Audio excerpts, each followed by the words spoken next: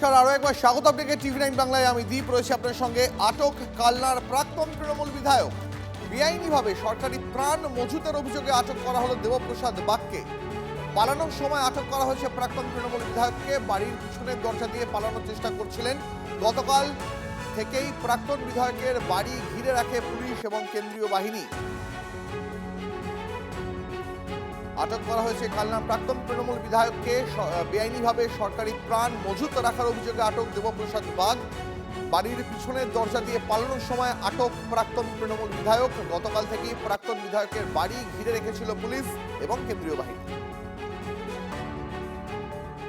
আগে উনি কি করতেন? উনি ছোটখাটো বিজনেস, কিসের? ইলেকট্রিক।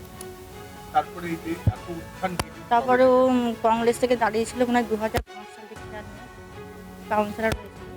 তারপরে 2015 সাল তৃণমূল জয়েন করে। তৃণমূল জয়েন করার পর থেকে উত্থান। কি বাড়ি ঘর কটা আছে?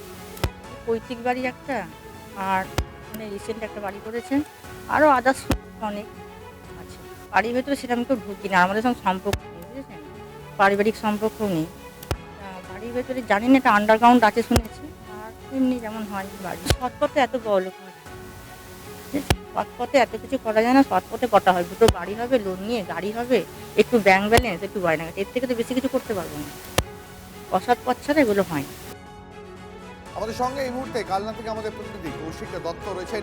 কৌশিক, এই প্রাক্তন তৃণমূল বিধায়ক তাঁর বাড়িতে কি কি সরকারি ত্রাণ মজুত রেখেছিলেন বলে অভিযোগ, এবং তার বিরুদ্ধে আর কি কি অভিযোগ তুলছেন এলাকাবাসী? দেখো, তার বাড়িতে একটি গোডাউন রয়েছে যেটা আন্ডারগ্রাউন্ড। সেখানে কিন্তু সরকারি বিভিন্ন ত্রাণ, যেমন ত্রিপল বা বিভিন্ন মানুষজনদের সাহায্যার্থে যে জিনিসগুলো দেওয়া হয় সরকারের তরফ থেকে, এমনই কিন্তু মজুত রাখা আছে বলে কিন্তু একদম কালনা 2 নম্বরের ব্লক সভাপতি প্রণব রায় তিনি কিন্তু জানিয়েছেন, যার পরিপ্রেক্ষিতেই কিন্তু এই বিধায়কের বাড়িতে পুলিশ এসে হানা দেয়। মূলত এটাই কিন্তু অভিযোগ যে তার বাড়িতে বহু কিছু সরকারি ত্রাণ মিলতে পারে। এছাড়াও পাশাপাশি মানুষজনদের যেটা অভিযোগ, যে বিধায়ক হওয়ার ঠিক আগে থেকে এই তার প্রতিপত্তি বাচ্চাটাকে কিন্তু ঠিক একইভাবে মানুষজনের সঙ্গে তার কিন্তু সদ্ব্যবহার কমে যায়, অত্যন্ত খারাপ ব্যবহার করতো। যারা সাধারণ মানুষজন তাদেরকে পুলিশই হয়রানি করাতো, এমনকি যারা বিরোধীকে গাঁজা কেস দেওয়ারও কিন্তু তারা অভিযোগ করছে সাধারণ মানুষ। স্বাভাবিকভাবেই কিন্তু আপাতত ধন্যবাদ।